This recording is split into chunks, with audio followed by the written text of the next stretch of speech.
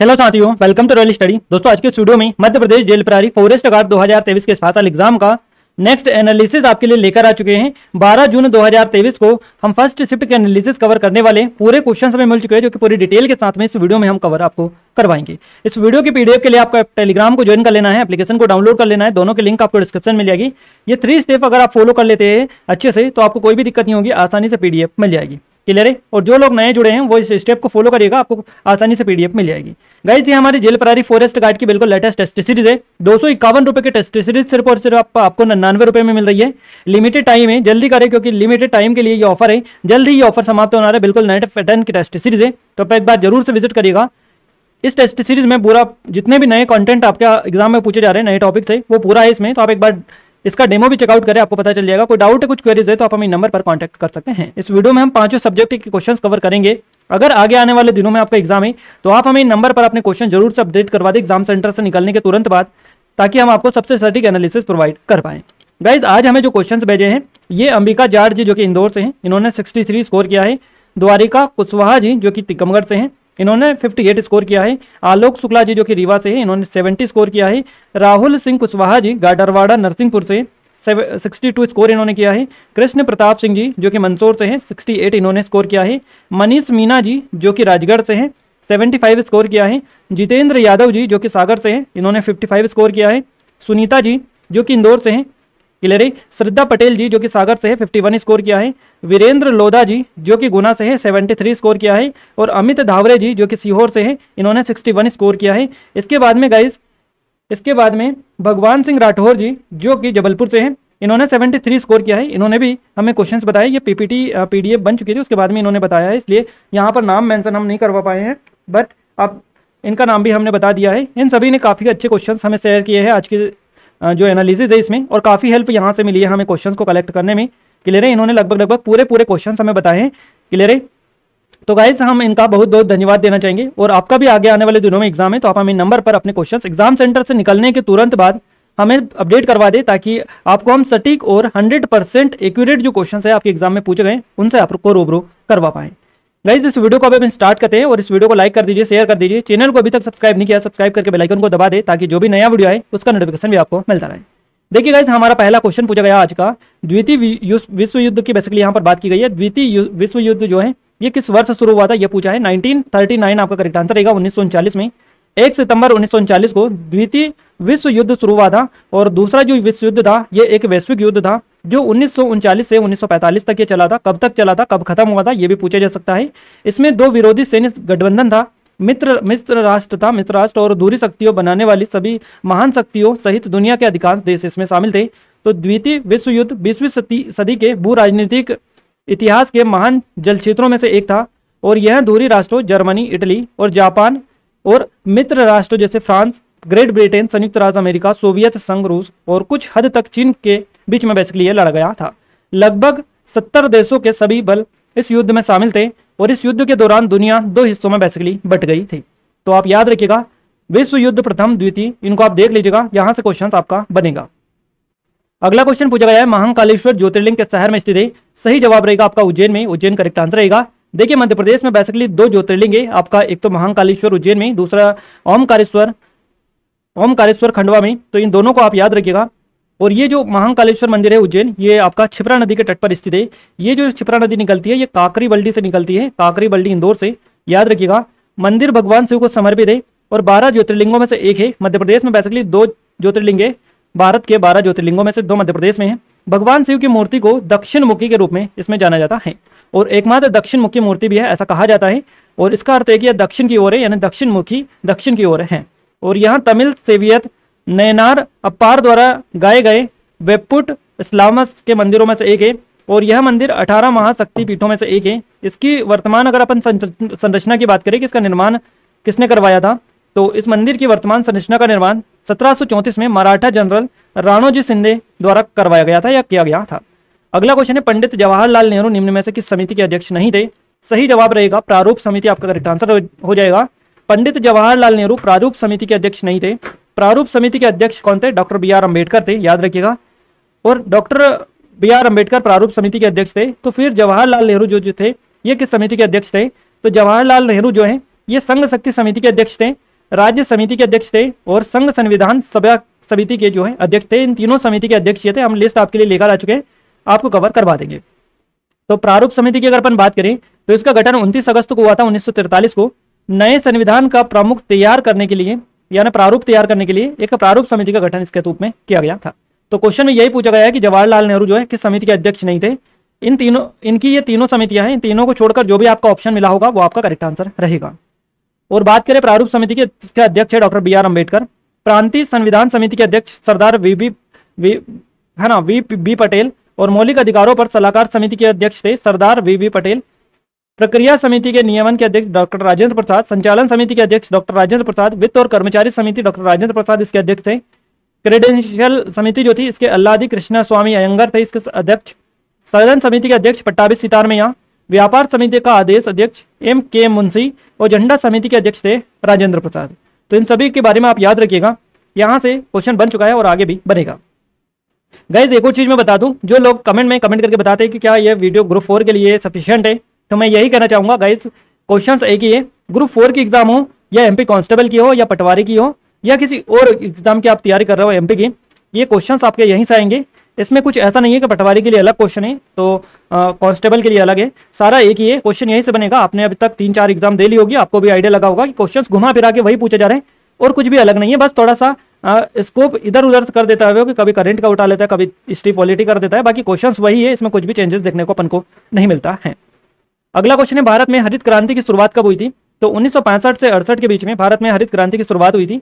देखिए भारत में हरित क्रांति की शुरुआत 1965 से 1968 में हुई थी और हरित क्रांति को उस अवधि के रूप में संदर्भित किया जाता है जब भारतीय कृषि आधुनिक तरीकों और प्रौद्योगिकियों को अपनाने के कारण यहाँ औद्योगिक प्रणाली में परिवर्तित हो गई थी। भारतीय कृषि में पुराने और मैनुअल तरीके से नए अभिनव और तकनीकी तरीकों से परिवर्तन बेसिकली इसमें किया गया। भारतीय हरित क्रांति MS स्वामीनाथन के दिमाग की उपज थी।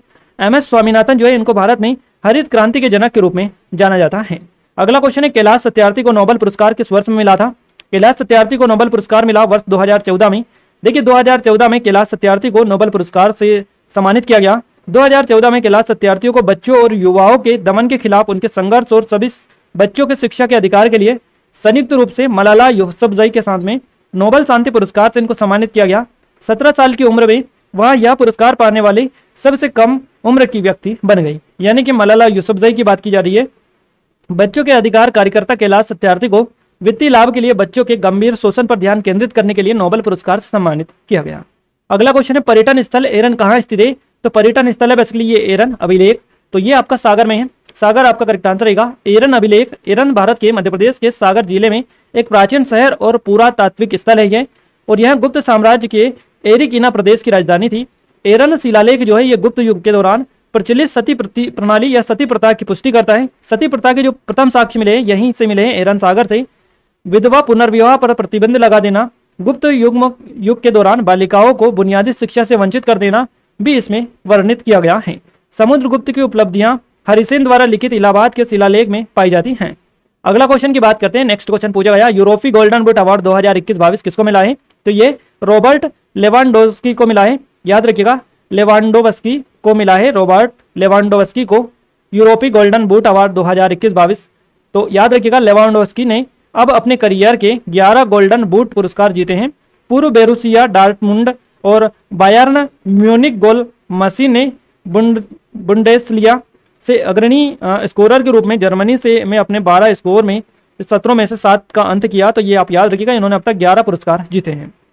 अगला क्वेश्चन है, संयुक्त राष्ट्र औद्योगिक विकास संगठन जिसको हम यूनिडो बोलते हैं, तो यूनिडो की स्थापना कब हुई? 1966 आपका करेक्ट आंसर रहेगा, 1966 में।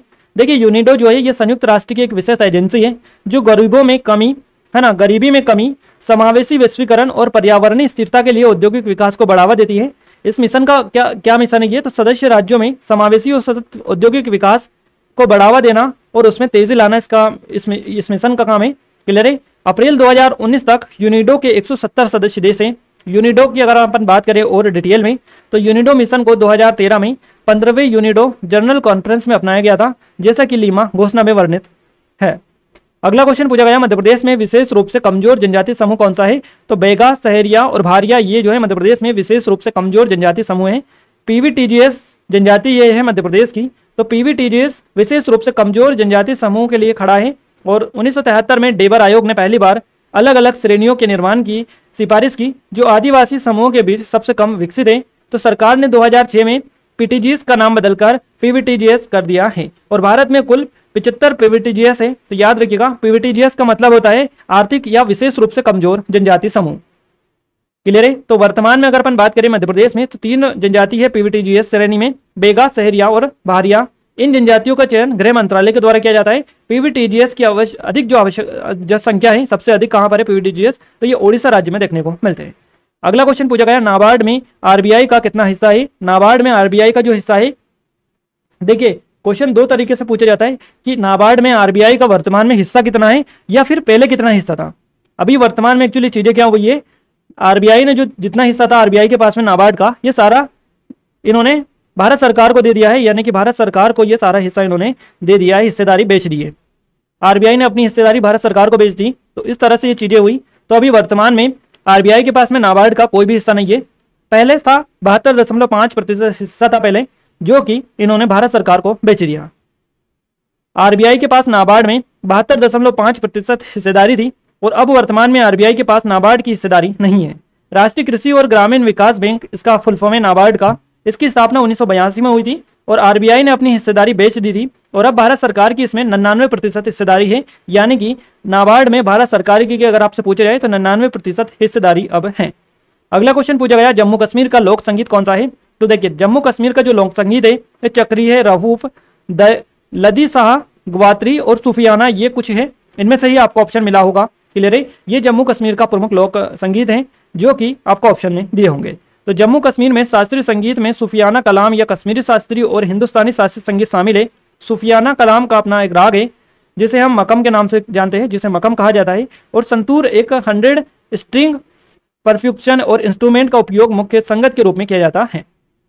अगला क्वेश्चन पूछा गया, सिंधु घाटी की सभ्यता की खोज कब हुई थी। 1921 में हुई थी। यहाँ जो सभ्यता पाई गई बेसिकली वह सिंधु घाटी सभ्यता कहलाई और इसलिए सिंधु घाटी सभ्यता को हड़प्पा सभ्यता के नाम से भी जाना जाता है। इसकी जो खोज का श्रेय दिया जाता है दयाराम साहनी को दिया जाता है। इन्होंने 1921 में इसकी खोज की थी। सिंधु सभ्यता का जो खोज है ये राय बहादुर दयाराम साहनी ने किया था। अगला क्वेश्चन पूछा गया है, रेडक्लिफ रेखा निम्नलिखित में से किन 2 देशों के मध्य में स्थित है। भारत और पाकिस्तान आपका करेक्ट आंसर रहेगा। 17 अगस्त 1947 को भारत को पाकिस्तान से अलग करने वाली सीमा रेखा जिसे रेडक्लिफ रेखा के नाम से जाना जाता है, इसका खुलासा हुआ। रेडक्लिफ रेखा गुजरात के कच्छ के रन से होते हुए जम्मू कश्मीर में जम्मू में अंतर्राष्ट्रीय सीमा तक फैली हुई है, जो भारत और पाकिस्तान को 2 अलग अलग देशों में विभाजित करती है। और इसका जो नाम है सीमा आयोग के अध्यक्ष सर सिरिल रेडक्लिफ के नाम पर रखा गया है। रेडक्लिफ रेखा इसका नाम इनके नाम पर रखा गया है। इंग्लैंड के एक वकील थे जिन्हें कार्टोग्राफी का कोई पूर्व ज्ञान या अनुभव नहीं था और यह सीमा रेखा आज पश्चिमी भारत और पाकिस्तान के बीच पूर्वी तरफ भारत और बांग्लादेश के बीच अंतर्राष्ट्रीय सीमा बनाती है। अगला क्वेश्चन पूछा गया, दिव्यांग तैराक सत्येंद्र सिंह लोहिया का संबंध कहां से है। तो इस तरह का क्वेश्चन आपसे पूछा गया है। मैं आपको यहां पर क्लियर कर दूं कि दिव्यांग तैराक है ये सत्येंद्र सिंह लोहिया। इनका जो जन्म हुआ ये भिंड में हुआ, मध्य प्रदेश के भिंड में। और अगर अपन रिसर्च करते हैं इनके बारे में तो ज्यादातर इनके बारे में डिटेल अपन को ग्वालियर से रिलेटेड मिलती है कि ये ग्वालियर से संबंध रखते हैं। तो खैर जो भी हो, अगर आपसे ऑप्शन में ग्वालियर या भिंड में से एक को दे रखा था तो आपका सही जवाब आपको आसानी से मिल जाएगा। बाकी अगर आपको दे रखा था भिंड तो आपको क्वेश्चन में जन्म दे रखा होगा कि सत्येंद्र सिंह लोहिया का जन्म कहाँ हुआ। क्लियर है। इस तरह से क्वेश्चन में आपको क्लियरिफिकेशन दे रखा होगा थोड़ा, ताकि आप आसानी से उसका सटीक जो आंसर है वो क्लिक कर पाए। तो मध्य प्रदेश के दिव्यांग तैराक सत्येंद्र सिंह लोहिया अमेरिका के कैटलीना चैनल को पार करने वाले पहले एशियाई तैराक ये बन गए हैं और सत्येंद्र के नाम इंग्लिश और कैटलीना दोनों चैनल को पार करने का एशियाई रिकॉर्ड है। गाइस इन्होंने कैटलीना और इंग्लिश ये चैनल तो पार कर लिया है, इसके अलावा नॉर्थ जो चैनल है ये भी इन्होंने पार कर लिया है, यानी तीनों चैनल को पार करने वाले भारत के इकलौते ये पैरा तैराक बन गए हैं। क्लियर है। और भारत के नहीं बल्कि एशिया का रिकॉर्ड इन्होंने तोड़ा है, तो एशिया में पहले नंबर पर ये हैं इस रिकॉर्ड के मामले में। और सत्येंद्र ने 5 टीम साथियों के साथ भारतीय पैरा रिले टीम का नेतृत्व किया और कैटलीना चैनल को 11 घंटे 34 मिनट में पार किया। सत्येंद्र का जो जन्म हुआ 1987 में मध्य प्रदेश के भिंड के एक छोटे से गांव में हुआ था। अगला क्वेश्चन पूछा गया है, भारत का राष्ट्रीय चिन्ह कहां से लिया गया है। भारत का जो राष्ट्रीय चिन्ह लिया गया है यह सारनाथ स्थित अशोक स्तंभ से लिया गया है। भारत का राष्ट्रीय चिन्ह अशोक है, आप सभी को बताइए। सारनाथ स्थित अशोक स्तंभ से लिया गया है। और भारत का राष्ट्रीय पशु बाघ है, राष्ट्रीय पक्षी मोर, राष्ट्रीय पुष्प कमल है। The lion capital of Ashoka अन्य जानवरों से घिरे एक विस्तृत आधार पर 4 एशियाई शेरों को दर्शाती एक मूर्ति है, आपने देखी होगी। और 1950 में इसका एक ग्राफिक चित्रण भारत के आधिकारिक प्रतीक के रूप में अपनाया गया था। अगला क्वेश्चन पूछा गया, देखिए क्वेश्चन इस तरह से पूछा गया है, मध्य प्रदेश में ऋणात्मक जनसंख्या की वृद्धि दर किस वर्ष हुई, इस तरह से क्वेश्चन था। एग्जैक्ट हमें क्वेश्चन नहीं मिल पाया है। और इससे रिलेटेड क्वेश्चन एक आ रहा था कि भारत की जनसंख्या में ऋणात्मक वृद्धि दर किस दशक में पाई गई। मुझे जहां तक लग रहा है ये भारत वाला ही क्वेश्चन आपसे पूछा गया होगा। क्लियर है? तो सही जवाब रहेगा भारत में जनसंख्या में ऋणात्मक वृद्धि दर जो दशक में पाई गई, यह पाई गई 1911 से 1921 के बीच में, यानी कि 1901 से 1911 के बीच प्लेग से लगभग 65 लाख लोग मारे गए थे। प्लेग ग्रामीण क्षेत्रों की तुलना में कस्बों से में कहीं अधिक प्रचलित था। 1911 में प्रति व्यक्ति यानी प्रति 1000 पुरुषों में अनुपात में 954 महिलाएं थी, जबकि 1901 में प्रति 1000 पुरुषों पर 963 महिलाएं थी। और रिपोर्ट में कहा गया कि यह कमी प्लेग और मलेरिया जैसी महामारी के कारण महिला मृत्यु दर के कारण हुई है। अगला क्वेश्चन पूछा गया, भारत में उपराष्ट्रपति कौन है वर्तमान में, तो भारत के वर्तमान उपराष्ट्रपति है जगदीप धनखड़। आप याद रखिएगा, जगदीप धनखड़ आपका करेक्ट आंसर रहेगा। भारत के वर्तमान उपराष्ट्रपति जगदीप धनखड़ जी हैं और उन्हें भारत के 14वें नंबर के उपराष्ट्रपति के रूप में चुना गया है। राष्ट्रपति कौन है आप हमें कमेंट करके बताइएगा। अनुच्छेद जो 63 है ये भारत का एक उपराष्ट्रपति होगा, ऐसा वर्णन इसमें मिलता है। और आर्टिकल 64 में उपराष्ट्रपति राज्यसभा के पदेन अध्यक्ष होंगे और लाभ का कोई अन्य पद या अन्य कार्यालय नहीं रखेंगे, ऐसा इसमें कहा गया है। नेक्स्ट क्वेश्चन की बात करते हैं, दिसंबर 2022 में किस बैंक ने शून्य शुल्क बैंकिंग बचत खाता लॉन्च किया, तो ये आईडीएफसी फर्स्ट बैंक आपका करेक्ट आंसर रहेगा। दिसंबर 2022 में आईडीएफसी फर्स्ट बैंक ने शून्य शुल्क बैंकिंग बचत खाता लॉन्च किया। आईडीएफसी फर्स्ट बैंक ने ग्राहकों के लिए खुशखबरी दी है और बैंक ने अपने कस्टमर के लिए कई सुविधाओं को फ्री में कर दिया है। आईडीएफसी फर्स्ट बैंक से अपने फाउंडेशन डे के मौके पर कई सर्विसेज पर चार्ज को खत्म करने का ऐलान किया। बैंक की तरफ से मिल रही बैंकिंग सर्विसेज पर ग्राहकों को से पैसा बेसिकली नहीं वसूला जाएगा। अगला क्वेश्चन है, खाद्य श्रेणी और कृषि श्रेणी के तहत 2022 में सर्वाधिक लोकप्रिय जीआई टैग पुरस्कार किसे मिला है, तो ये मिला है हैदराबादी हलीम को। हैदराबादी हलीम को खाद्य श्रेणी और व्यंजन श्रेणी कृषि श्रेणी के तहत सर्वाधिक लोकप्रिय व्यंजन श्रेणी का जीआई टैग मिला है, तो आप यह याद रखिएगा। और इसने रसगुल्ला, बीकानेरी भुजिया, रतलामी सेव जैसे पकवानों को मात देकर अवार्ड हासिल किया है। और ये जो पुरस्कार है पिस्ता हाउस के निदेशक और हैदराबाद के हलीम मेकर्स एसोसिएशन के अध्यक्ष एमजे मजीद को प्रदान किया गया। अगला क्वेश्चन पूछा गया, मानव संसाधन विकास मंत्रालय द्वारा सारांश कब शुरू किया गया, तो सारांश शुरू किया गया 7 नवंबर 2015 को। गाइस यहाँ पर हमने जीके के पूरे क्वेश्चन आपको कवर करवा दिए। अपन अब आगे बढ़ते हैं साइंस की ओर। साइंस की ओर आगे बढ़े उससे पहले बता दें, ये हमारे जेल प्रहरी फॉरेस्ट गार्ड के स्पेशल टेस्ट सीरीज है। 251 रुपए की टेस्ट सीरीज सिर्फ और सिर्फ आपको 99 रुपए में मिल रही है। लिमिटेड टाइम है, जल्दी करें क्योंकि जल्दी आपका ऑफर समाप्त होने वाला है। इसके बाद में दोबारा से ऑफर आपको देखने को नहीं मिलेगा। कोई डाउट है, कुछ क्वेरीज है तो आप हमें नंबर पर कॉन्टेक्ट कर ले और पूरी डिटेल यहाँ पर आपको मिल जाएगी। इसमें आपको बिल्कुल नए पैटर्न के क्वेश्चन डले हुए, आप एक बार जरूर से विजिट करिएगा। ये हमारी एमपीएसआई की स्पेशल टेस्ट सीरीज है, एमपी कांस्टेबल की टेस्ट सीरीज है, ये हमारी बिल्कुल फ्रेश और लेटेस्ट। और ये ग्रुप 4 की स्पेशल टेस्ट सीरीज भी हमने लॉन्च कर दी। अगर आपने अभी तक इनरोल नहीं किया है तो कर लीजिएगा, काफी अच्छी स्पेशल टेस्ट सीरीज है, बिल्कुल लेटेस्ट पैटर्न की। कोई डाउट है, कुछ क्वेरीज है तो आप हमें नंबर पर भी कांटेक्ट कर सकते हैं। ये हमारी एमपी करंट अफेयर की ई बुक है 2023 की, मध्य प्रदेश करंट अफेयर की। ये 2022 की ई बुक है और ये एमपीजी की टेस्ट सीरीज और वीडियो कोर्स है। तो एप्लीकेशन को डाउनलोड करके इनके बारे में कंप्लीट डिटेल आप ले सकते हैं। बात करें साइंस की, साइंस का पहला क्वेश्चन बनाए, विटामिन की खोज कब हुई थी, तो विटामिन की खोज हुई थी 1912 में। क्लियर है? अगला क्वेश्चन है, जल जनित रोग कौन सा है, तो हैजा ये आपका करेक्ट आंसर रहेगा। इकोलॉजी शब्द कब दिया गया, तो 1866 में ये दिया गया। CuO+H2 अभिक्रिया करता है ये Cu+O2O के साथ H2O के साथ में, तो किस प्रकार की अभिक्रिया ये होती है, तो ऑक्सीकरण कमी या रेडॉक्स अभिक्रिया ये है। अब इसमें से आपको ऑक्सीकरण कमी अभिक्रिया, रेडॉक्स अभिक्रिया, मुझे जहां तक लग रहा है रेडॉक्स अभिक्रिया आपको ऑप्शन में दे रखा था। अगला क्वेश्चन है, आंत की पैसी का दूसरा नाम क्या है, ये क्वेश्चन ठीक है, इसके ऑप्शंस आप हमें बताइएगा कमेंट बॉक्स में, कमेंट के कि क्या क्या ऑप्शंस आपको इसमें मिले थे। अगला क्वेश्चन है, उत्प्लावकता का बल किस पर निर्भर करता है, तो ये विस्थापन द्रव्य का द्रव्यमान पर निर्भर करता है। कचरे को गड्ढे में दबाकर उदासीन करने की प्रवृत्ति को क्या कहते हैं, इस तरह से क्वेश्चन पूछा गया, ये एग्जैक्ट क्वेश्चन नहीं मिल पाया है। मुर्गी की देसी नस्ल या जो उसको अपन बोलते हैं, एक और वर्ड इसके लिए बेसिकली यूज किया जाता है, तो मुर्गी जो होती है इसकी देसी जो नस्ल होती है या भारतीय पोल्ट्री किस्म में शामिल है, तो इसमें असील आपको ऑप्शन में दे रखा था, असील आपका करेक्ट आंसर रहेगा। बाकी चिट्टागोंग, कड़कनाथ और बुसरा ये भी देसी ही नस्लें हैं। अगला क्वेश्चन है, नगर पालिका वाले जो कचरा ले जाते हैं उसके लिए कौन सी फीस कहते हैं, तो उसे कचरा संग्रहण शुल्क या गार्बेज कलेक्शन फीस कहते हैं। मोललता, मोलर और मोल, इनसे भी क्वेश्चन आपका पूछा गया है। एनालिट्स और आर्थ्रोपोड्स के बीच क्या समानता है, तो आर्थ्रोपोड्स और एनालिट्स दोनों ही खंडित है और एनालिट क्लास पोलीचेटा के सदस्यों के पास प्रत्येक खंड पर उपांगों की एक जोड़ी है। अगला क्वेश्चन है, एस्पिरिन सर्वप्रथम कहां से निकाला गया, सही जवाब रहेगा विलो वृक्ष की साल से बेसिकली एस्पिरिन सर्वप्रथम निकाला गया। नेक्स्ट क्वेश्चन है हमारा, अगला क्वेश्चन है, चारकोल को घर पर क्या जलाकर बनाया जाता है? लकड़ी के कोयले से इसको बेसिकली बनाया जाता है।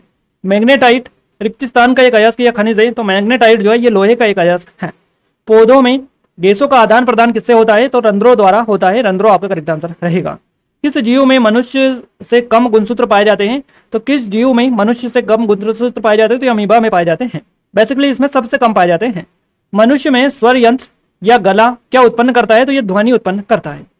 गाइस यहाँ पर भी 20 जो क्वेश्चन है ये आपके साइंस के कवर हो चुके हैं। लगभग सारे क्वेश्चन हमें मिल चुके थे। अब अपन बात करते हैं हिंदी की। हिंदी में मुहावरे लोकोक्तियों से 2 क्वेश्चन पूछे गए। शुद्ध अशुद्ध वाक्य से 2 क्वेश्चन बने हैं। कारक से और विलोम शब्द से 2 क्वेश्चन बने। पर्यायवाची से 2 क्वेश्चन बने हैं। समाज से क्वेश्चन बने हैं और अलंकार से 1 क्वेश्चन पूछा गया। प्रत्यय से और उपयोग अवयव प्रत्यय से 1 क्वेश्चन बना है। तत्सम तद्भव से 1 क्वेश्चन पूछा गया है और सेंटेंस कंप्लीशन वाला जो क्वेश्चन है ये भी पूछा गया है। 1 क्वेश्चन कवि बिहारी के छंद से रिलेटेड पूछा गया कि बिहारी का प्रसिद्ध छंद कौन सा है, इस तरह से। और विवाहित स्त्री से उत्पन्न पुत्र के करके आई थिंक इस तरह से कोई पूछा गया था, ये एग्जैक्ट हमें नहीं मिल पाया है। तो ये क्वेश्चन आपके हिंदी में पूछे गए और मैं आपको पहले ही क्लियर करवा दूं। देखिए हमारे पास में इन्होंने जो फोटो सेंड किए, ऊपर हमने आपको बताया कि किन किन लोगों ने हमें क्वेश्चंस भेजे। तो इन्होंने जितने भी हमें क्वेश्चन सेंड किए, इन्होंने काफी अच्छी तरीके से एक एक डिटेल फोटो में लिखकर हमें फोटो खींचकर सेंड किया है। तो वो सारे फोटो जो है हम टेलीग्राम पर डाल देंगे। कहाँ पर? टेलीग्राम पर। लिंक डिस्क्रिप्शन में मिल जाएगी, टेलीग्राम को ज्वाइन कर लीजिएगा। करीबन हमारे पास में 20 प्लस फोटो है, 20 प्लस है ना। और इसी शिफ्ट के अकेले तो आप जाकर चेकआउट करिएगा। उसमें सभी सब्जेक्ट के, मैथ्स के, हिंदी के, इंग्लिश के, साइंस के सभी सब्जेक्ट के डले हैं। तो वहां पर हम डाल देंगे तो उसमें आपको एग्जैक्ट आइडिया लगेगा और ज्यादा कि कितने क्वेश्चंस किस टॉपिक से आ रहे हैं और किस तरह के आ रहे हैं। यहाँ तक कि उन्होंने पूरा लिख के भी बताया कि कैसे कैसे क्वेश्चन पूछे गए हैं, जो कि यहाँ पर पॉसिबल नहीं था इतना सारा बताना, नहीं तो वीडियो और ज्यादा लेट होती। इसलिए वो फोटोज हम डाल देंगे तो वहां से आप कवर कर सकते हैं उन सभी को। देखिए इंग्लिश की अगर हम बात करें तो इंग्लिश में guys fill in the blank से 2-3 क्वेश्चन बने हैं। पीक्यूआरएस से 3 क्वेश्चन पूछे गए हैं। पैराजंबल वाले एक्टिव पैसिव से 2 क्वेश्चन बने हैं, 1 से 2 से 3 क्वेश्चन। और डायरेक्ट इनडायरेक्ट से 2 क्वेश्चन बने। इरर से 1 क्वेश्चन है। सिनोनियम से 1 क्वेश्चन है आपका और एंटोनियम से 1 क्वेश्चन है। मिसस्पेल्ड से 2 क्वेश्चन है। आइडम से 2 क्वेश्चन पूछे गए हैं। मैथ्स में समय कार्य से 1 क्वेश्चन है। चाल दूरी से 2 क्वेश्चन है। SICI से 1 क्वेश्चन है आपका। क्षेत्रमिति से 1 क्वेश्चन है। इसके अलावा सरलीकरण से 1 क्वेश्चन है आपका। समांतर चतुर्भुज से भी क्वेश्चन आपका पूछा गया है। संख्या पद्धति से 1 क्वेश्चन है। LCM SCF से क्वेश्चन पूछा गया है। लाभ हानि से क्वेश्चन 1 पूछा गया है। प्रतिशत से 1 क्वेश्चन बना है। आयु से क्वेश्चन बना है आपका। रेलगाड़ी से 1 क्वेश्चन पूछा गया। मध्यगत से क्वेश्चन बना है।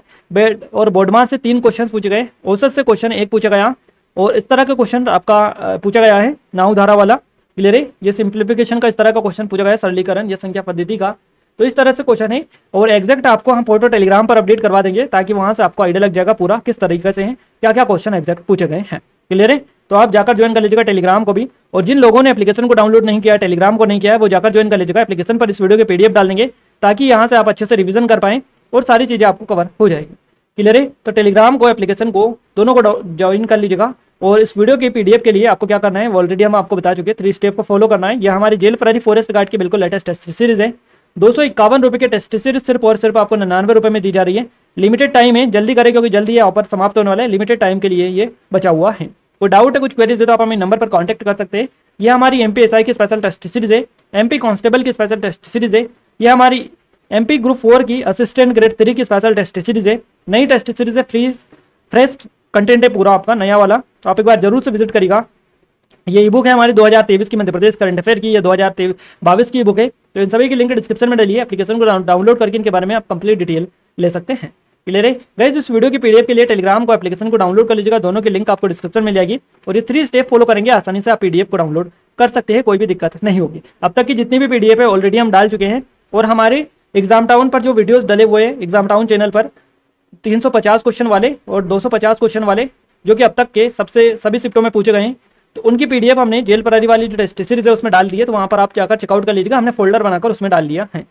गाइस इस वीडियो को लाइक करें, शेयर करें और अगर अभी तक आपने सब्सक्राइब नहीं किया, सब्सक्राइब करके बेल आइकन को दबा दे ताकि जो भी नया वीडियो आए सबसे पहले आप तक पहुंच पाए। क्लियर है। तो मिलते हैं हमारे नेक्स्ट शिफ्ट के एनालिसिस के साथ। तब तक के लिए जय हिंद, वंदे मातरम।